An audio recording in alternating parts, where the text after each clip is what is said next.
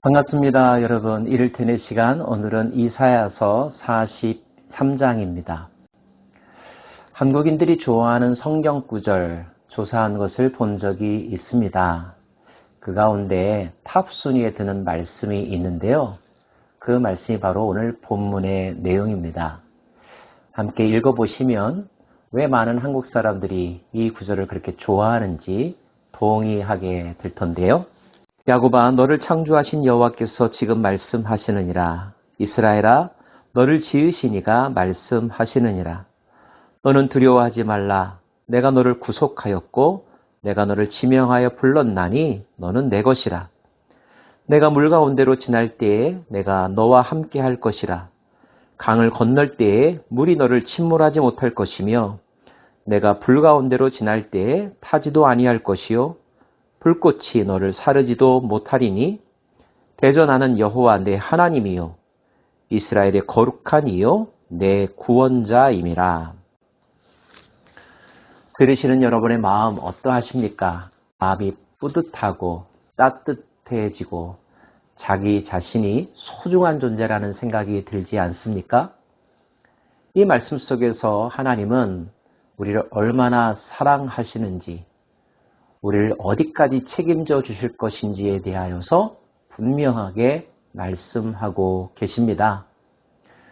그러므로 먼저 함께 나누고 싶은 진리는 저와 여러분은 그렇게 하나님께서 사랑하는 존재라는 것, 하나님께서 지켜주기를 원하시고 책임져 주기를 원한다는 사실을 기억하면서 자존감을 회복하시고 당당할 수 있기를 바랍니다. 하지만 그럼에도 불구하고 이 말씀 속에서 우리가 놓치지 말아야 할 중요한 사실이 있습니다.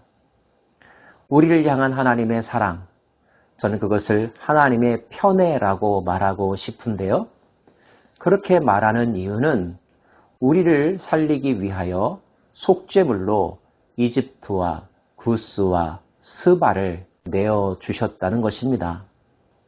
혹시나 당연하지 그들은 죄인이고 우리는 의로우니까 이렇게 생각하는 분 계실까요? 엄밀하게 말하면 이집트나 구스나 스바나 유다나 오늘의 우리가 다를 바가 무엇일까요? 우리는 죄를 좀 덜 지은 사람들인가요? 그들보다 의로운가요? 아니라는 것을 여러분 스스로도 인정할 것입니다. 그럼에도 불구하고 왜 우리를 살리는 대가로 그들을 내어주셨을까요?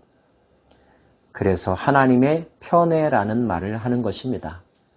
하나님의 절대 주권적인 선택, 하나님의 은혜로 말미암아 우리가 나음을 입었고 자유를 얻었다는 사실을 잊지 말아야 한다는 거죠.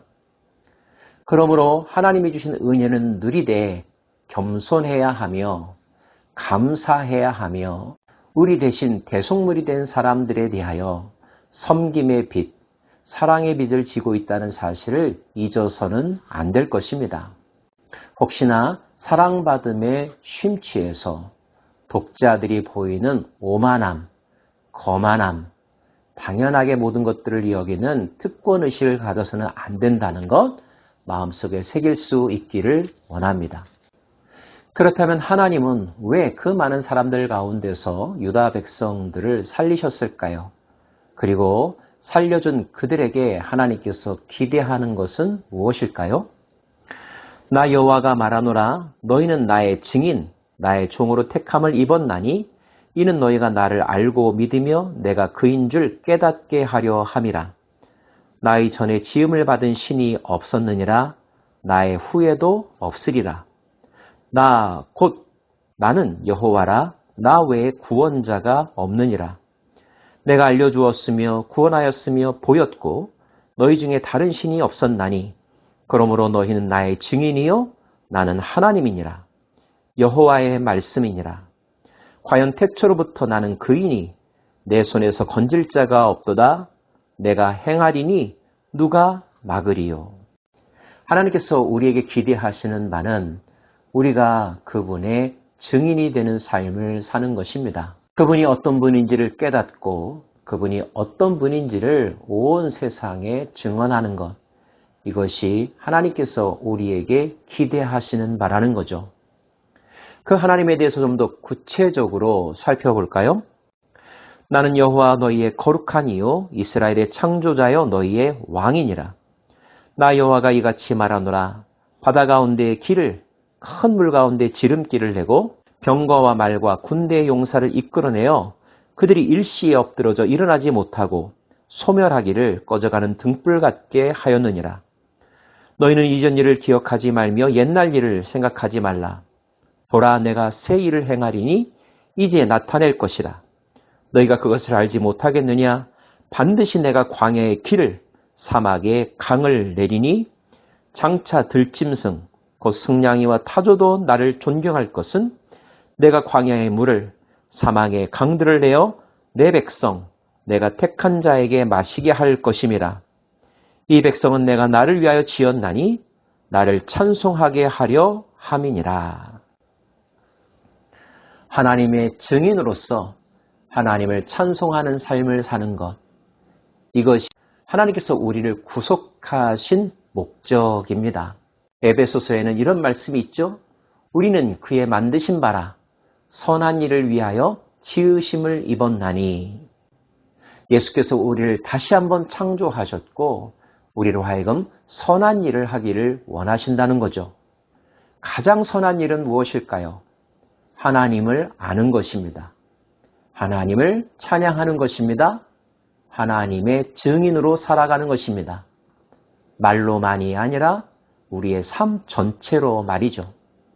그래서 아직까지 모르던 자들이 우리를 보고 하나님을 기억하고 하나님께로 돌아오고자 하는 마음을 갖게 하는 것, 이것이 수많은 죄인들과 다를 바 없는 우리를 택하여 구원하신 하나님의 계획이며 목적이라는 것 잊지 않기를 원합니다. 하나님은 다시 한번 우리가 하나님에 의하여 창조되었음에도 불구하고 창조된 피조물로서의 삶을 바르게 살지 못한 것을 이야기하셨는데요. 피조물이 하나님을 찬양하고 하나님을 영화롭게 하고 그분께 감사하는 것은 당연하고 자연스러운 일임에도 불구하고 그렇게 하지 않았다는 거죠. 나아가 더 적극적으로 죄를 지음으로 하나님의 마음을 아프게 했다는 것입니다. 그래서 하나님 말씀하십니다. 우리 한번 이야기해보자. 너가 잘한 것이 있다면 한번 이야기해 보아라. 생각해보면 너의 실체가 드러나지 않느냐. 너도 알지 않느냐. 그래서 내가 너를 징계하였고 내가 너를 타민족에 내어준 적이 있었느니라. 그러나 내가 다시 너를 구속하였고 내가 너를 다시 해방시킬 것이다. 그리고 주님은 최종적으로 이렇게 말씀하십니다. 나는 나를 위하여 내 허물을 도말하는 자니 내 죄를 기억하지 아니하리라. 너의 죄를 기억하지 아니하리라. 용서해 주시겠다는 것입니다. 수많은 허물이 있고 과거가 복잡함에도 불구하고 이제 나는 더 이상 그 과거를 문제 삼지 않겠다. 새 출발의 기회를 주겠다. 너도 옛 정일은 잊어버려라. 그리고 내가 행할 새로운 일들을 기대하라. 나의 안에 거하라. 나와 함께 가자. 하나님의 초대입니다. 사랑하는 여러분, 과거를 잊어준다는 것 얼마나 감사한 일인가요? 미래지향적인 삶만을 이야기해 주시겠다는 것 얼마나 큰 기회인지요. 허물이 많음에도 불구하고 마땅히 그 죄가를 치루었어야 함에도 불구하고 나에게는 책임을 더 이상 묻지 않으셨다는 것, 그리고 우리를 심판에서 속량하여 주셨다는 것, 이 사실을 기억하며 감사하며 그 은혜의 하나님, 나를 선택하신 그 하나님의 사랑에 감격하며 그 사랑 입은 자답게 살아가는 저와 여러분 되기를 소망합니다. 기도하겠습니다. 그렇군요, 하나님. 죽어 마땅함에도 불구하고 대속물로 우리를 사하여 주셨습니다. 대속물이 되신 예수는 하나님의 아들이시며 죄 없으신 분이십니다. 그 옛날 유대 땅을 향한 하나님의 사랑이 오늘 우리에게도 이루어졌음을 기억하며 오늘 주신 명령을 우리의 마음 가운데 새깁니다. 우리가 사는 이유 하나님을 찬양하기 위함이며 우리가 해야 할 일 하나님의 증인으로서의 삶이라는 것을 잊지 않겠습니다. 오 주님, 우리를 통하여 영광 받으옵소서. 예수님 이름으로 기도합니다. 아멘.